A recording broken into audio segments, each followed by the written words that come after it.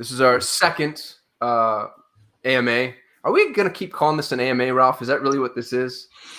I don't know. I don't know if it's ask me anything anyway. It's like ask me and you. That would be a different acronym entirely, wouldn't it? It would be. Ask us anything. AUA? AUA? I don't know. I mean, I guess we're figuring this out as we go along, which is kind of fun. Yeah, I like the fireside chat, but it's not really fireside because it's the morning. Hey, coffee with Ralph and Qasim. That's true. Yeah, absolutely. We are drinking our coffee. So there you go. Morning coffee. That's right. So if you're watching this, Ralph is the host of Perpetual Traffic. I've been assisting, and it's been one of the great pleasures of my life. And what we wanted to do is give people the opportunity to interact with us directly, ask questions that they might have from, hopefully a traffic perspective, but at least in the realm of digital marketing. And we're going to A, provide you with epic value here, but B, and maybe more importantly, the discussion that we have here, we hope begins to influence the direction of the podcast. We want to make sure that we're being as close as we can. We want to have our finger to the pulse of people's interests. So please be vocal, ask questions. I've got my chat pulled up.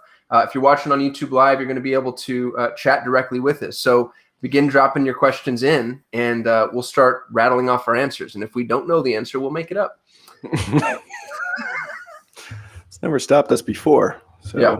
Why should it stop us now? That's right. We'll be shamelessly self-promoting in the meantime. We've got, it looks like 5 viewers already, which is pretty cool. We're moving faster than we were last time around. So if you're watching this, drop in your questions. And curious as to whether or not, while we're waiting, Ralph, if you have any axes to grind since last week, anything that has come up or needs to be aired out or addressed, any grievances?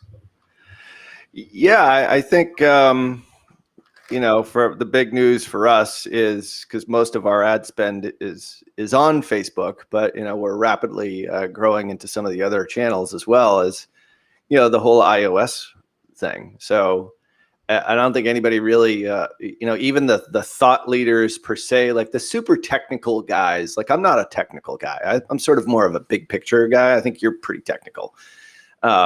It's the reason why I think, I tend to hire people that are integrator types, process driven people, like people that are this, different type of individual than myself, more of like I would sort of consider myself sort of an integrator visionary, but more visionary.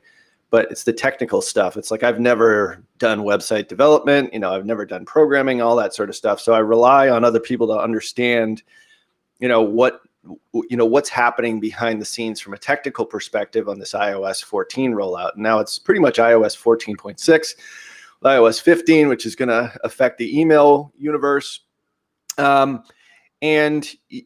don't think there's anybody out there that really is proposing any kind of solutions. I just see a lot of complaining. Yeah.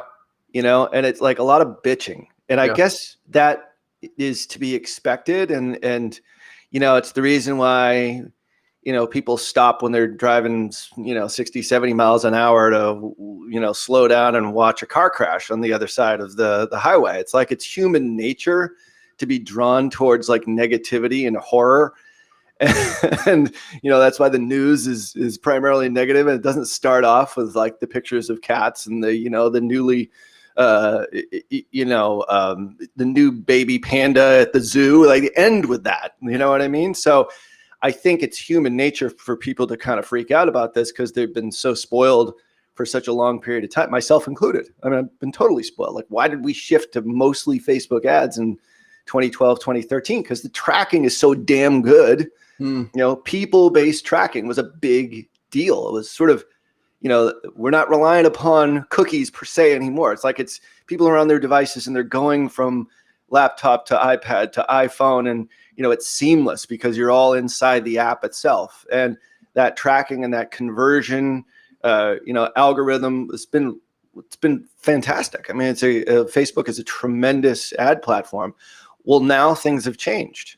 So, I guess my axe to grind is stop complaining about what's going on and start figuring out solutions. Like there is a solution out there, and it's not going to be maybe the way that it was a few months back prior to this rollout, but there is a solution. So you have to look at things differently. And I think that part of marketing, which we've all been spoiled by in the digital age, I think is something that we have to wrap our heads around. So for us, we're looking at different ways of measuring success for our customer grouping. And we also realize that some of our customers, because their model might not be, their business model might not be as solid, they might not be able to survive through this. But it is the stronger businesses that sort of look at marketing and not just like the one-day click attribution, look at marketing in a more holistic way, are the ones that are really going to ultimately survive and thrive. And I think that's a message that we're rolling out to our customer grouping. There's certainly, a lot of people that are out there that are looking for solutions, but I haven't seen an overwhelmingly solution-based response to this. It's more just complaining about Facebook and complaining about Tim Cook. And, I'm guilty of that too. I mean, like hiding behind a cloak of privacy when all you're really doing is just chasing earnings. Yeah. Well, and holding onto the data. That's the masterstroke of Apple. It is. Nothing's private. They're still tracking all of it, maybe more. They're just keeping it to themselves. And I'm not the one to say this. I'm stealing this from other people's guesses. But Apple's going to roll out their own, and they already have something light. But they're going to roll out their own robust ad platform, and all of your data is going to be used by Apple. And I actually think in the long term, it's going to help everybody. There's going to be more competition. There's going to be more diversity. Apple's really good at integrating things, I think, better. So you have like more seamless ad experiences, and then it'll be Google and Apple and Facebook. But yeah, I think what Apple has done is it's so frustrating because it hurts a lot of us, especially those of us that were sort of really well positioned with the current ad platforms. But I mean, God, it's flipping brilliant, man. It's just. Yeah, what a master stroke. Like, I mean, if they're playing three-dimensional chess here and they just checkmated the whole board, you got to hand it to them. The way they went about it, too, they're using it as a sales prop. They're acting like they're the good guys. They threw on a cape and a little superhero, Superman avatar, and they're acting like they're, protecting their customers when we all know it's a lie. It's just, I don't know. Yeah. Yeah, it is. It's three-dimensional chess. Like they're ahead of all the other tech companies. I mean, the reason why they're the most valuable company in the world, even without Steve Jobs. Yeah. Still like it's going to be the big three as far as ad networks go. Google's always going to be there, unless something radically changes there. I mean, obviously having you on this show is super important there and keeping us updated. Pardon me while I, readjust my microphone here. I just don't want it to fall off the entire show. I mean, I think it's going to be the big three of ad networks. So what are you going to do as a business owner? What are you going to do as an agency in order to prepare for that? And, for us, it's like, all right, we can bitch and moan about Tim Cook and this surreptitious way in which he's basically building a new ad platform and keeping all the data for himself, even though all the Apple commercials that you see on TV, which are brilliant, by the way. Like all these people sort of, I forget the song it's so well done. Yeah. I'm like, God damn it. That's a really good commercial. I'm like pissed off. All these people sort of following this guy around as he grabs his coffee and then he sits down on the couch and everyone's looking at his phone. And then all of a sudden he hits the ATT prompt and boom, they all disappear. It's like, it's brilliant, but Apple still has all that data. Yeah. Oh, and they're using it and they're acting. Yeah.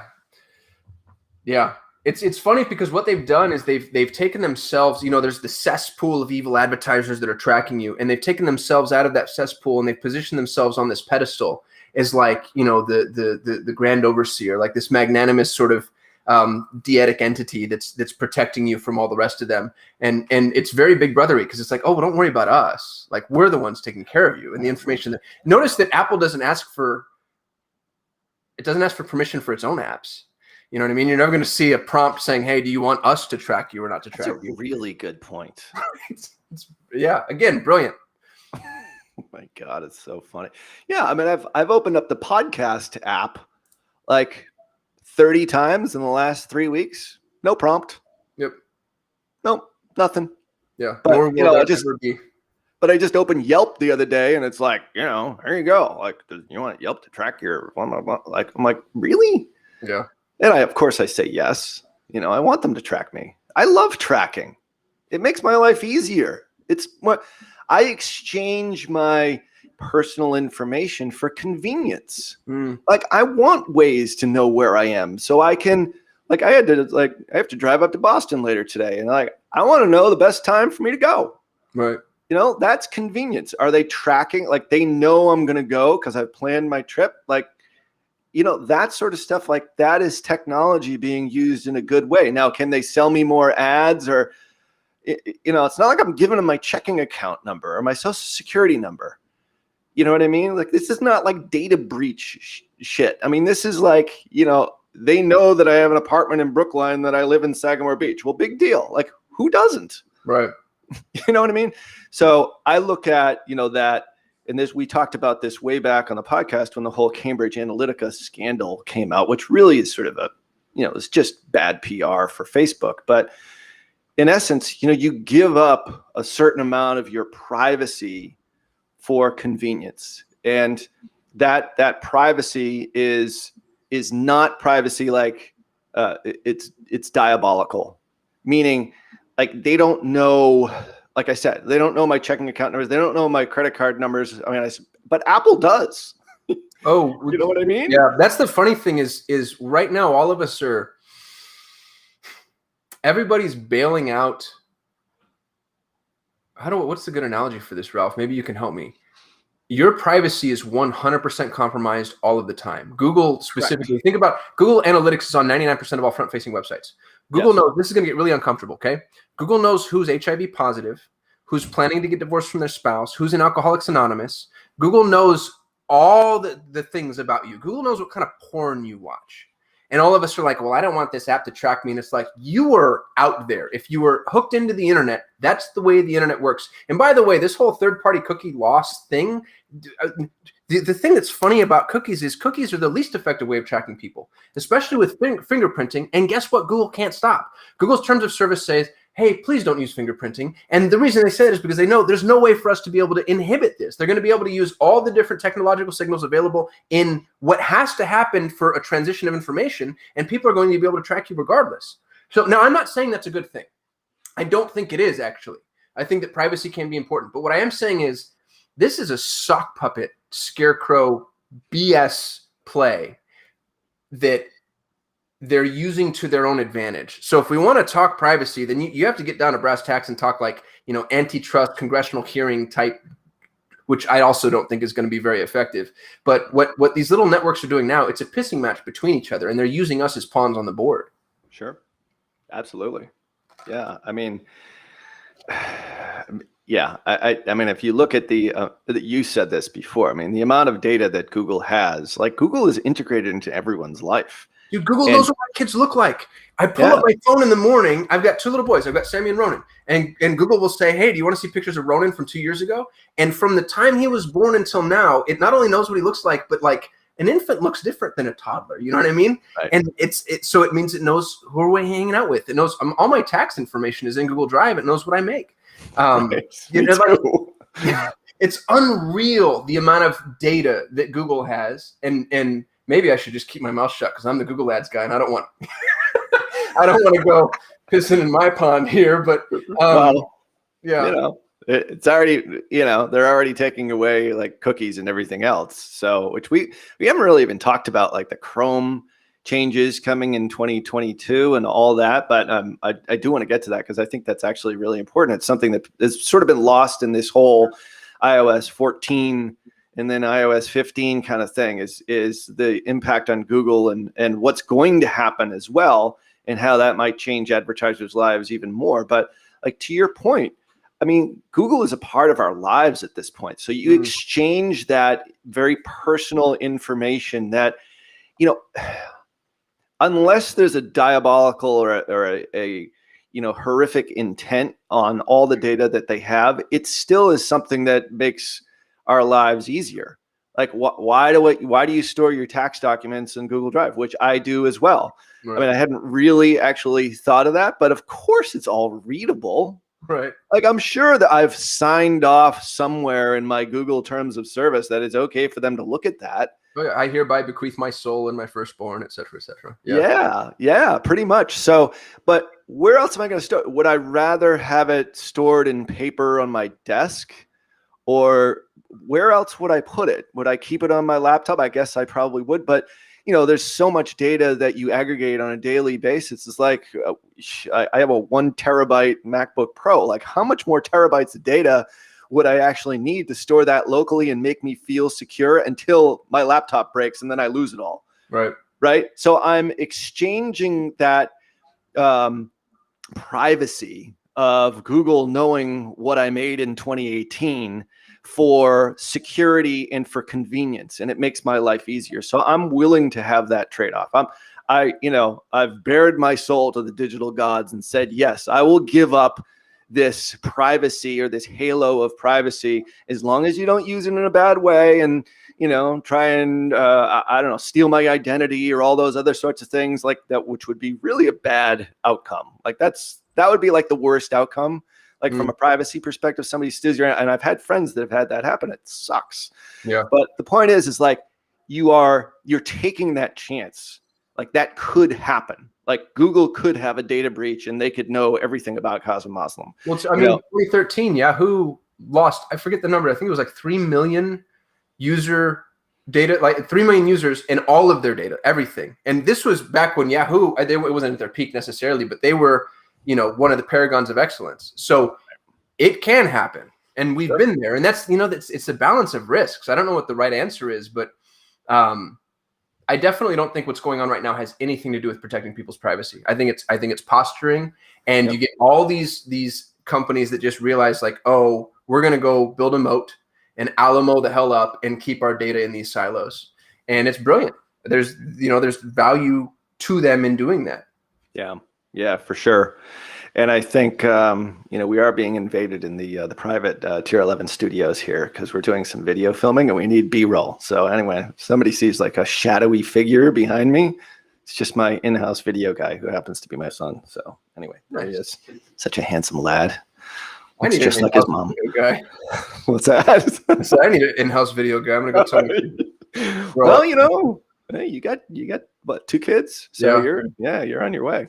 Just groom them. So getting back to this, like, we haven't really talked about Google Chrome as so just sort of give us, for those people who might not be familiar, or maybe people who aren't familiar with like the difference between a cookie and people-based tracking and all those sorts of things, maybe explain it to us, because you are obviously a technician on the Google side of the equation, understanding like how things are going to change from Google's perspective, as well as the impact on Chrome, which is the browser that we use. I don't know anybody who uses anything else. I mean, I guess Safari occasionally if I open an app or something like that on my phone.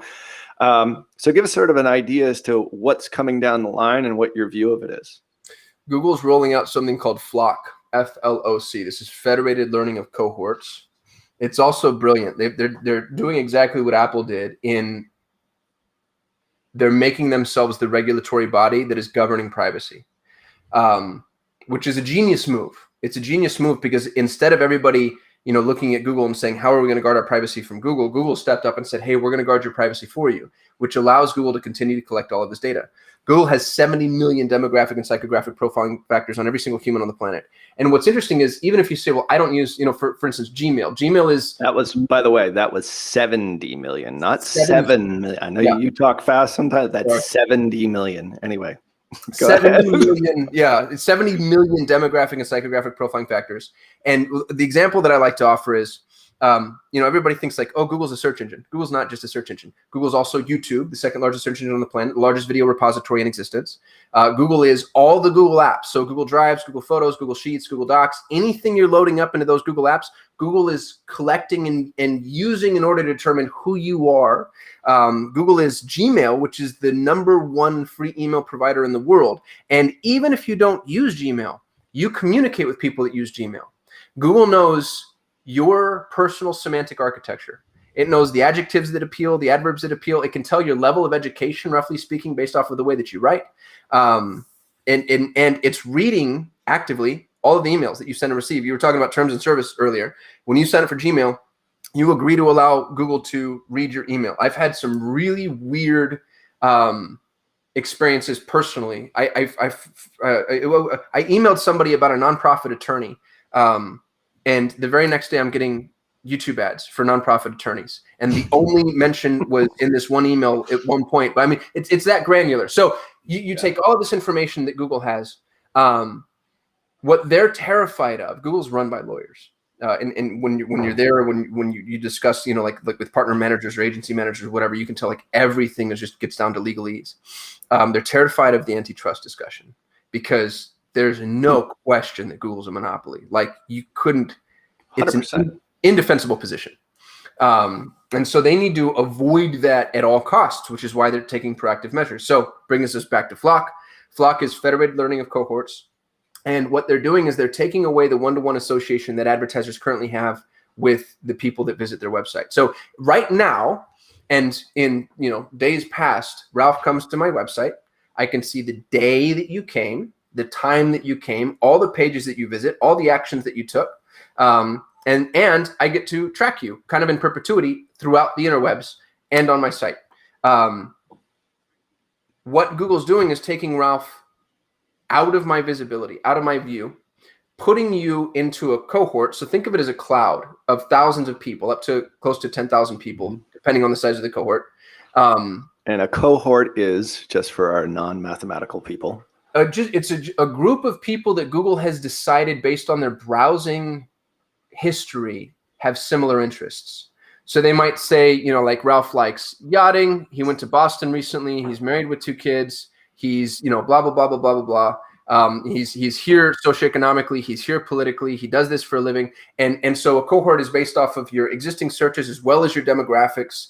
And what's frustrating about that, which I'll actually is a tangent, but I'll get to in a minute, but it hurts our ability to advertise to people because what Google has decided is common amongst groups isn't necessarily what an advertiser wants to bid on, which take that idea and put it on a shelf for just a minute. So Google says, hey, Qasim, somebody from cohort, 4,962 came to your website at some time in this date range, which is already deadly. And as a guy who's managed paid ads, like if you just give me that window, now I'm just like, all right, thank you for nothing. May have visited some of these pages and possibly took some of these actions. So I now don't know who. I know kind of vaguely who this person is, roughly when they came, roughly what they did, and then Google's sprinkling in noise. So they're actually adding in false data in order to protect the identity of the cohort. A couple of issues here. Small advertisers lose first because with a big advertiser, if you have a massive amount of people come to your site, you're able to identify the common denominators necessary to really get down to what the one-for-one data should have told you in the first place. So it's the small advertisers that are going to get crushed, number one. Number two, because Google can't stop fingerprinting, what they're going to do for people that want to use, nefarious practices is if I'm able to fingerprint your device specifically and figure out what cohort you're in, I actually learn more about you than I would have if I'm able to just track what you're doing on my site, because I can now reverse engineer your cohort, which is visible, and then the cohort tells me all this other stuff. So in an interesting Trojan horse way, Google's giving up more information than they would have to the bad guys and then blinding the good guys, which is, it's one of the reasons that WordPress has, and it's not WordPress officially, but some of the members of the open source community within WordPress have said we need to block Flock. Because it's actually it's a privacy flaw. But you have these groups, and what's interesting about these groups is you can only belong in one cohort. So let's say for a moment you're shopping for a car and I'm shopping for a car. As advertisers, I want to know who's shopping for a car. But depending on the other interests that we have, we're going to end up in separate cohorts. So if shopping for a car isn't like the biggest cloud or the biggest item inside of that word cloud, then it ends up existing on the periphrasis. And now as an advertiser, I'm competing against, let's say you're shopping for a house and a car, and I'm just shopping for a car. Well, people are willing to spend way more money on somebody shopping for a house. So if I'm the auto dealer, I'm now not just competing against all the other auto dealers. I'm also competing against the folks that are bidding on your cohort because they want to get in front of somebody who's shopping for a house. And that's a massive oversimplification, but you can kind of see how it gets really incestuous. And it puts us all in a position where instead of bidding on individual users, we're going to be bidding on cohorts. And if your cohort is one that ends up being worth more because of other interests, you're screwed. Can I ask you a theoretical question about that? Yeah. Well, and this is all theoretical, by the way. It hasn't rolled out yet. So everything, but please go ahead. Okay. So if you're shopping for a house, I'm shopping for a house, and you say they pull out of this word cloud the one interest where advertisers can bid on. Like, let's say if I have, we're both shopping for a house, but you're doing more searches for house searches. Does that make you more likely to see the house search ad as opposed to me? Like, is there any power to that? So like, just total simplification. So I've looked up, like I've Googled 3 times, home valuation, Sagamore Beach, whatever, but you've done it, home valuation, in the town that you live in Arizona, like 20 times, plus all these other tangential searches around this idea of I'm searching for a house. Does that make you more likely to be in that house searching cohort than me? Or is there any like power to that? And I'm obviously, Google's taking not just my searches, but all the other things that you mentioned here, like, my emails back and forth to my wife. It's like, hey, did you like to look for the home today? No, I didn't. And I'm sure they're probably reading my text messages too, like whatever. The point is does that factor in as far as does that make sense? It does. And I'm going to say that when I answer this, it's just based off of what I'm guessing, but I've read literally all the literature twice. And there's quite a bit, especially on GitHub, that you can get your hands on. And so what I'll say is Google's looking for weighted intent-based data. So what you just said, Ralph, there's no way that's not the case. Where, if I ended up on Zillow for a day, I'm not going to be in the same cohort as somebody who's contacted the broker, is Googling, is actually bookmarking, is sharing those things via Gmail, etc. So the size and strength of the cohort is going to be based off of browsing pattern consistency. And that's what's really interesting too, is if you're shopping for a house, but you're also traveling, that could put you in a separate cohort. So now I'm in the house shoppers, and then you're in the house shoppers who travel. And you're only in one cohort at a time, which is one of the things that I just can't wrap my head around. I can't wrap my head around how short-sighted it would be for Google to say, we're only going to let this person live inside of one interest-based demographic. And now it moves. You can move cohort. I think it's recalculated every 7 days, last I read. So you can shift in and out of cohorts, but that hurts advertisers too, because wouldn't it, just, devil's advocate here, wouldn't that make it better in the house search? I don't know why we're saying house search, but obviously you're looking to buy a house. I guess maybe that's in the market. I would be shown, or in our hypothetical scenario, you would be shown more of those types of ads, and you wouldn't be muddied with, maybe some of the other searches or some of the other interests that you have. So it would make that interest for, you looking for a house even that more powerful, because there's more data points to put you into that cohort. Does that make sense? It does. So that's actually where the advertiser might win, is if you're going center of the lane of somebody's interests. But if I'm shopping for a house, but I'm also interested in private schools, let's say, and I want to go to a nice dinner with my wife, and I need an oil change, all those things on the periphrasis are getting pushed out. And so if you're a business that exists on the periphrasis, which I venture to say most do, like most people selling stuff, you and me are really good examples, Ralph. Like, you run a Facebook agency, I run a Google Ads agency. Most business owners, Facebook and Google Ads are not their primary number one concern.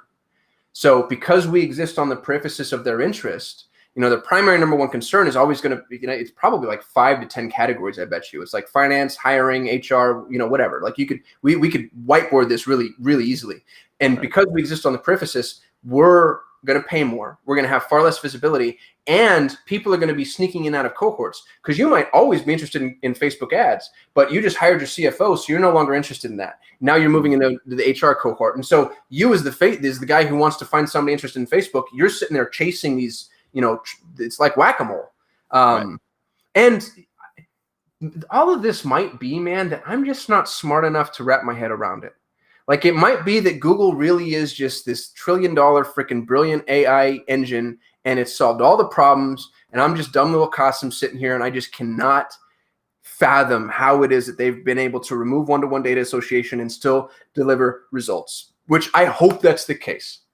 But at the moment, there's egg on my face because we started this call with you saying, man, like all these people are just bitching about stuff and nobody has any solutions. Right now, I'm sort of like, I don't know what to do here. I don't know exactly what the answer is. And a lot of that stems from the fact that Google hasn't rolled anything out yet. So it's going to take some time to see. Oh, and I think Ralph just lost power. So I'm going to sit here and ramble a little bit until he comes back online. Just curious, we've got live viewers. Thank you for showing up. Y'all are awesome. Does anybody have any questions? It doesn't have to be about Facebook or Flock necessarily. If you have questions about traffic, Ralph, I don't know if y'all know this, is a world authority in the space of Facebook traffic. He's one of the smartest guys in the whole wide world. So much so that some of the best Facebook agencies I know of came from his training and his education. So if you have questions about Facebook traffic, Facebook ads, Instagram, of course, if you have questions about Google, I'm happy to answer. I started my career in organic. I moved into paid ads. So love to help you on that level. And then anything else in the realm of digital marketing, I can kind of Forrest Gump my way through. I don't know if y'all are aware, but I'm DigitalMarketer's traffic coach. And so if you end up in their elite coaching program, I'm one of the 4 coaches that they'd connect you with. And so I've got, honestly, just access to a lot of data. I've been really blessed in that way. And I get to see behind the scenes for some pretty cool folks and what they're doing. So if you're watching here, hit me in the comments, chat in, whatever it is that you might have to say. And I'd love to hear from you. What your questions and comments are going to influence what it is that we put out on the podcast later.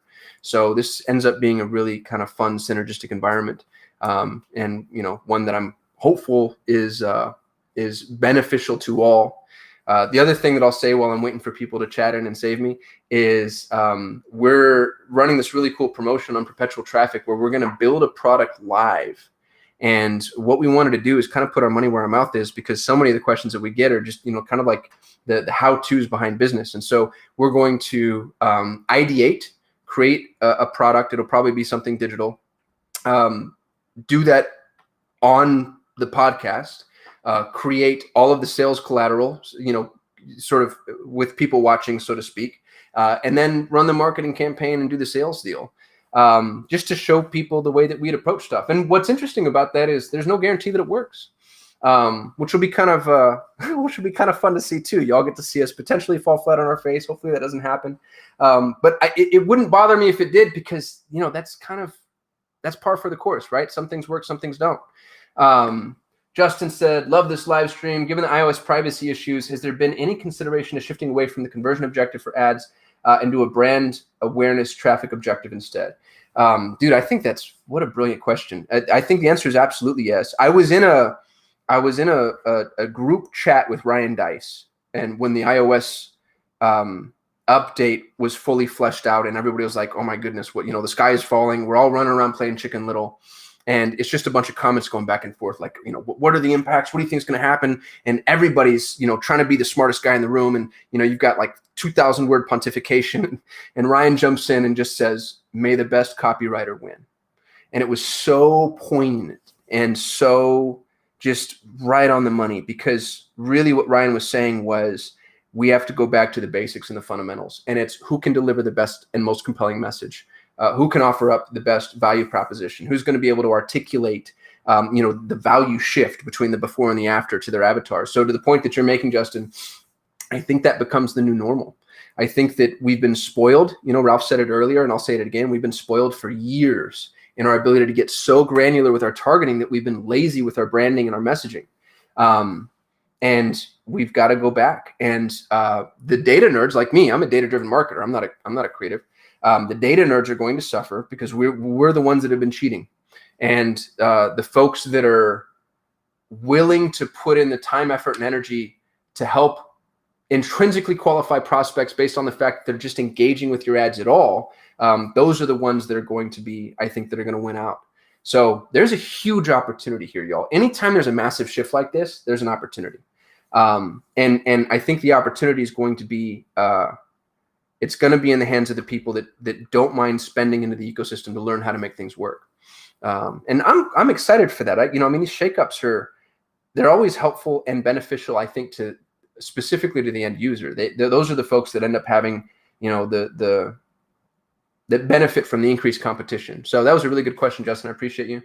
Eugene said, I'd like to know if I have physical organic products I'm trying to sell online. Where can I start getting traffic and which platform? So if you don't mind, Eugene, I'm about to jump on my soapbox. The highest performing advertising mechanism I've ever seen in the e-commerce space is Google's Smart Shopping. As a matter of fact, I'm the co-founder of the 3X Shopify Challenge. We teach Shopify store owners how to build smart shopping campaigns.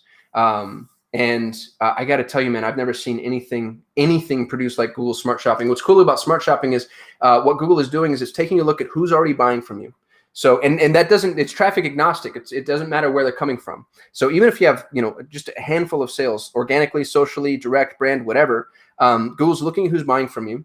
And because Google has the 70 million demographic and psychographic profiling factors, it's saying, okay, I know Qasim is, 6'4", father, married, 2 children, lives in Scottsdale, Arizona. Socioeconomically, he's here. Politically, he's there, etc. And he just bought your cell phone case. Who else looks like Qasim? And then, interestingly, Smart Shopping, instead of waiting for inbound intent, which is what people think Google is, it goes out and it pushes your ads in front of other people, in front of other people that might also want to buy your product, which is flipping amazing. And I think I've got 56 some odd clients on Smart Shopping campaigns right now. And we have ROAS between like 300% and 15,000%. I have one client in particular who spent in the month of May, I don't think I have June's data yet, but in the month of May, I'm pretty sure he spent like 12,500 and he made 2 million. Like unbelievable. Now that's not everybody. What's cool about Smart Shopping is when it works phenomenally well. And when it fails quickly. So I'm not telling you that Smart Shopping is guaranteed. It's not at all. And a lot of that, to be honest with you, just stems from the fact that your product needs to convert. Like when Google pushes your product in front of people, if they don't buy, that says more about your product than it does about Google. Hopefully that didn't sound overly aggressive, but I would go check out Google Smart Shopping. We have an insane swath of content on how to run smart shopping campaigns. I'll actually link to my YouTube channel here if y'all don't mind. I'll just drop that in the comments. And everything there is free, by the way. So there's no sales pitch here at all, but you can learn really how to run smart shopping campaigns start to finish just based off of my YouTube channel. And I'd love if you do have the opportunity, Eugene, to hit me back after you've done it. Let me know. A couple of notes on Smart Shopping. You have to run Smart Shopping for 45 days without touching it. And that's in Google's own education. Google states that as well. And what you're doing is you're watching a machine learn. And it's really interesting because the performance while you're running Smart Shopping is abysmal. Like it's not for those 45 days. It's the huge, peaks and valleys, and it's bouncing around. And really the way that I like to think about it is Google's like triangulating. It's almost like if you were to set like a machine loose in order to figure out a room.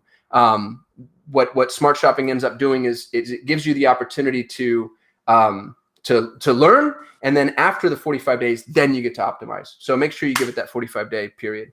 Ralph, you're back. Sorry, everybody. That's what happens when you try and do a live stream in the middle of a tropical storm. Oh no, dude! Are you yeah, we just lost power here. So yeah, everything went out. Apologize for that. No big deal. I got furiously trying to get back on. So what are you gonna do? So I'm on my phone right now. So this is we can apparently do these live streams by phone too, which is kind of cool. Yeah, that is kind of cool. That means that you and I can travel. I got saved by a couple of our listeners. They chatted in with some questions, so that was helpful. I was floundering there for a minute. That's quite all right. This is live stream at its best. So apologize, everybody. Yeah, and now that we've got Ralph back, y'all, is a little spotty. If you've got Facebook questions, if you have questions for us, chat them in. The man, the myth, the legend is here, and I gotta be honest, y'all. Ralph, you probably don't do any private consulting, but if you were to bill your time out hourly, it would be a tax relevant sum of money. So if you're watching this live stream, realize that you've got one of the best Facebook advertisers on the planet willing to answer your questions directly. And I'm not trying to flatter you, Ralph, but I just think there's a lot of truth to that. So I want to let people know if you've got questions, now's the time to ask them. Well, I do appreciate that. It was funny because we used to do our strategy sessions with folks, and this is back when, probably the mid 2010s, before the 2020s hit us, and we actually had to take it down because it was just filling up the entire calendar. So I don't do that kind of stuff anymore, but I appreciate the compliment. I think there's people on my team, as far as like Facebook ads and social goes, that are even better at this stuff than I am. And that's one of the great things about owning an agency that has a lot of smart people in it, is that you learn from them as well as they learn from you. I think one of the things that at least from my perspective and your perspective, we bring to the table here a bit is perspective as well as some experience. So I know there's probably a lot of new advertisers that are maybe listening into either the show or on the live stream here, but yeah, happy to answer any and all those questions for you. Yeah, thank you for that, Ralph. And while we're waiting for the questions to come in, the other thing that I want from our listeners, I'd love to know what you'd like to hear about on the podcast. If you haven't listened to Perpetual Traffic, check it out. I've got it in the description of the live. It's consistently been one of the top 10 marketing podcasts in the world. And we want to make sure that we're always cutting edge and that we're ahead of the curve. So if there's a topic that you're itching or dying to hear about, or, new changes, new updates, something that, we need to jump on, hit us up in the chat. We want to know.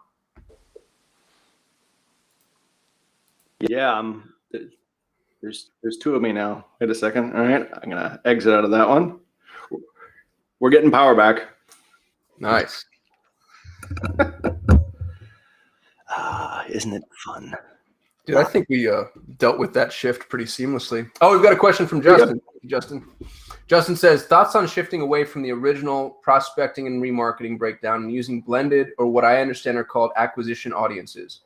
Basically, how to get the most data. And I think what Justin is saying is, and if I butcher this analogy, Justin, please feel free to let me know. But instead of fishing with a line and a hook, we now need to fish with a net, basically.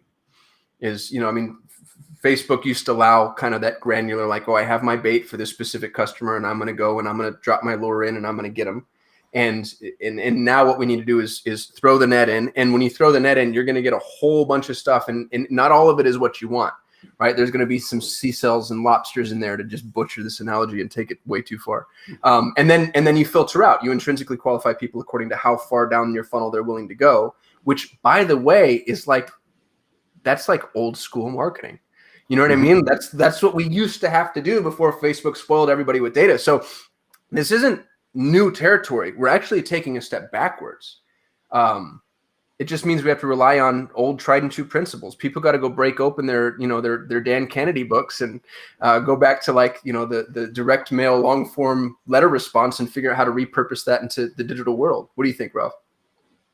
I think it's a really good analogy. I mean, I think, Dice said it in 5 words. I can't think of it off the top of my head, but he who writes the best copy wins. I do think it's going to ultimately make us better marketers, but also look for different ways to succeed. On top of that, I think the one of the tools that we use at Tier 11, which we talked about here plenty of times, well, not here on this show because this is a YouTube live, but on Perpetual Traffic, is the idea of splitting up your audiences into 5 levels of traffic. And I think using what we refer to as the ads amplifier. So we try and make everything like a music analogy, because we've got so many guitar players and bassists and all kinds of musical people at Tier 11. But anyway, the idea was that, you have these 5 levels of traffic: cold, who don't know who you are. That's level 1. Level 2 is somebody who's engaged with you on one way, shape, or form. Maybe they've become a lead. Maybe they've engaged with a video. Maybe they've clicked through to a page, fired the page view event. Now, level 3 is view content, which is actually viewed product. So they have a little bit more deeper intent. And then, of course, there's the add to cart audience, which is, depending on what reference you use, it's anywhere between 70 to 90 some odd % of people who add to cart eventually abandon. And then you have level 5, which is purchase. And I would say there's a rethinking from our perspective on how that's deployed.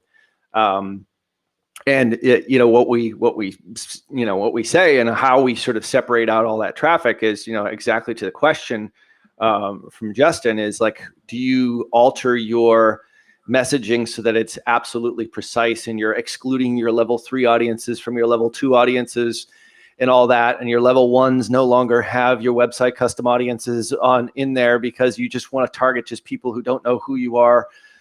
Well, I think there is an element to campaign management and structure that still exists to this day. I think from an organizational perspective, you have to look at your advertising and look at it from a logical sequence. People who don't know who I am, all the way to people who know who I am and have purchased from me before. Are you going to be able to create all those little audiences perfectly now? No, you're not going to be able to, because you're not going to be able to capture that data like as you once did. However, back to Dice's analogy, it's the better ad copy, it's the better front end creative to catch that wider net. And you're also going to be catching some of those other deeper audiences. So we're re-looking at that entire process. We still use the ad amplifier or the e-com ad amplifier to organize all our campaigns. You have to do that when you're spending millions in advertising every single week. The point is like how all that is done is going to have to be slightly different, but still it's the best front end, the creative, it's the best offer. But also, like we've discussed on Perpetual Traffic many times, that's only one side of your ad too. Like we're forgetting about all these other things, like, optimizing your offer, increasing your AOV, split testing your landing page and your sales page, focusing more on lead gen so you can capture that data that you own. You might not be able to track it, but you own it once you actually do get an email or a name in an email.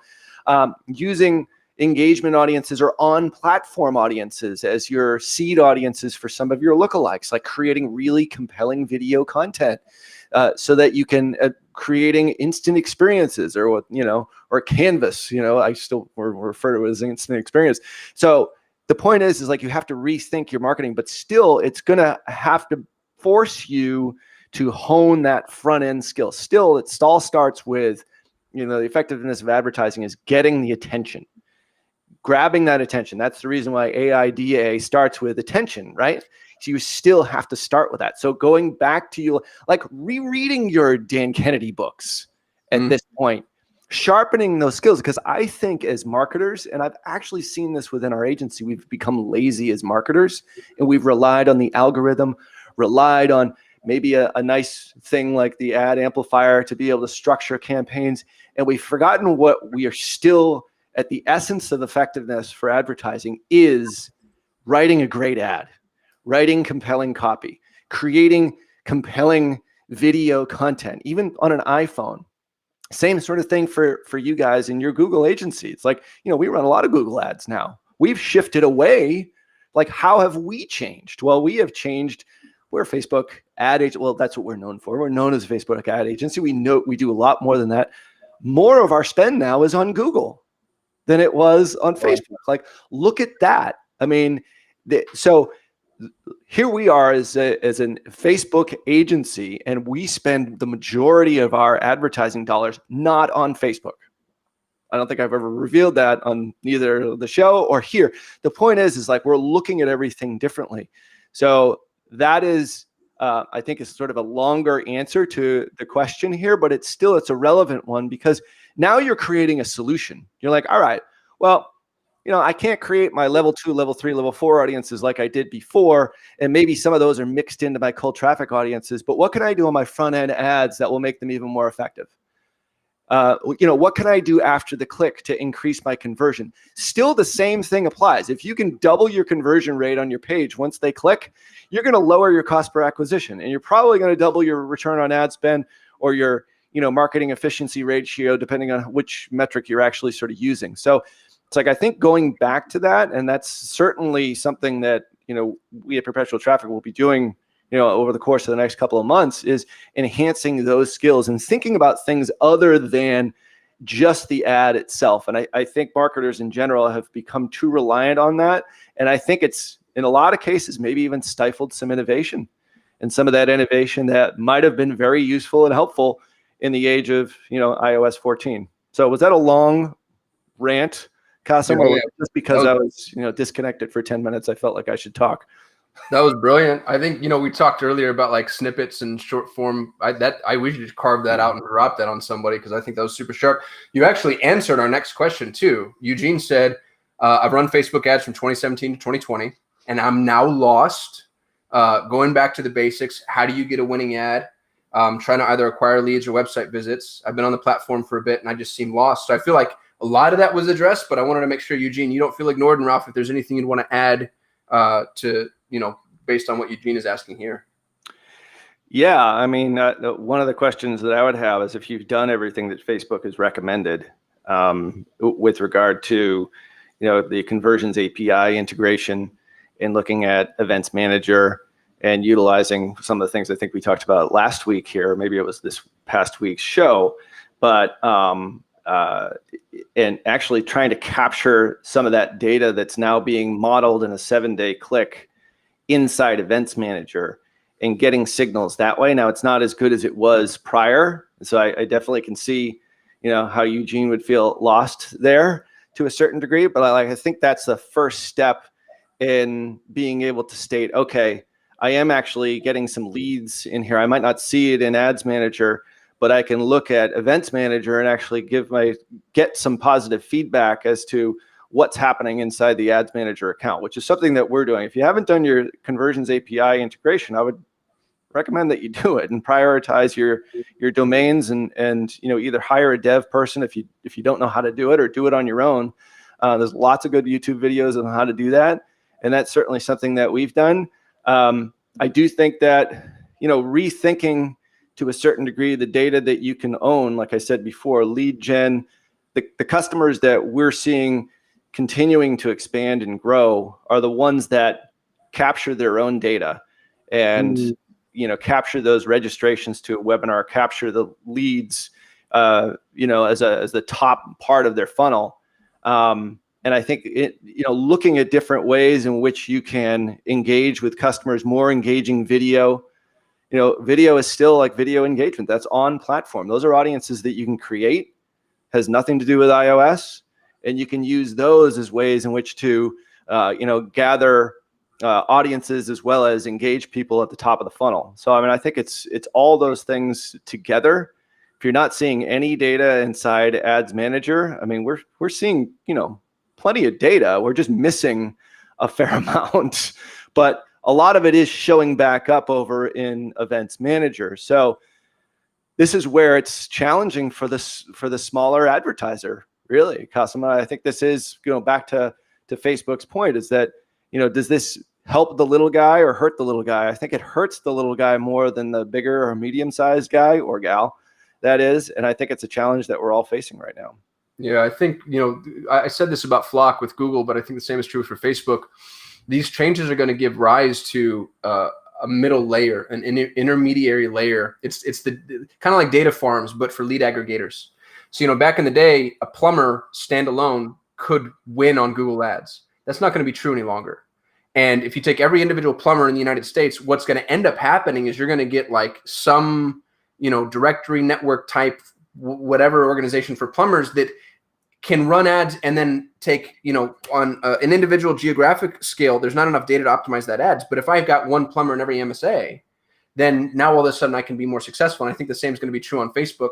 We're going to see a whole industry crop up that is using aggregated data across, multiple campaign types in order to serve smaller companies. Hopefully, right? Like that's one potential fix that I see on the horizon. Yeah, I would agree. What are you, some of your customers right now are obviously they're running Google ads, but they're also running Facebook ads to a certain degree, and maybe not under your management, but like, what are you seeing through your customer group, which is sort of a different cross section than maybe some of the folks that, work with Tier 11. What's your sense at this point? Yeah, I fish in a much smaller pond than you do. Our average spend is $7,500. We've got a couple clients that get closer to the 6-figure range, but for the most part, they're smaller. And so my customers, right or wrong, focus on damn near immediate cash flow. Like if I don't have a ROAS in 90 days, this campaign isn't going to necessarily survive. And Facebook right now, I think it's putting them in a tough spot because, Facebook can show conversion lift, it can show impressions, it can show quite a bit, but the immediate return on ad spend that they were receiving prior to this rollout has for some advertisers gone away. And a lot of them are just taking the spend away from Facebook, throwing it at Google. A lot of them are doubling down, which I think might be preferable, to be honest with you, because you don't want to just leave the ecosystem entirely. And then I'm also seeing a lot of people open up YouTube. Facebook and YouTube are really analogous in terms of the way that people engage. It's value-driven content, it's intent-based, and so YouTube's been a really good supplement. But we encourage people to stay inside of Facebook. What I've noticed about Facebook is Facebook gives, and it's almost a ubiquitous truth, especially for smart shopping, for anything algorithmically based. Facebook almost always gives us a conversion lift. So if I've got a 450% return on ad spend, sans Facebook, the minute my advertiser starts running Facebook ads, 450 becomes 550 or 6 or 7. And it's because Facebook's opening up a whole swath of traffic that Google didn't have access to before. It uses the information that it's gathering. And even if the Facebook campaign is running at break even, it's giving us the conversion lift that we need in order to continue doing what we're doing. And I'm one of the few Google Ads agencies that I know of, like usually it's a pissing match between one and the other. And I'm like, man, as much traffic as you can get multi-channel, like go do that. It's stupid not to. So I think right now I've got advertisers running scared, mostly because they're small and, every dollar counts, but hopefully we can weather the storm and start to kind of, find a level of stasis. I kind of rambled through that, Ralph. Forgive me. No, I think it's an interesting question. I don't think we've ever, I don't think I've ever asked you. And the fact that, from my perspective, like all platforms have their place. I mean, even when Facebook was becoming sort of this powerhouse of direct response, in the mid 2010s, it's like, well, if you're still, it's not the death of TV advertising or radio advertising. It's like they're all additive together.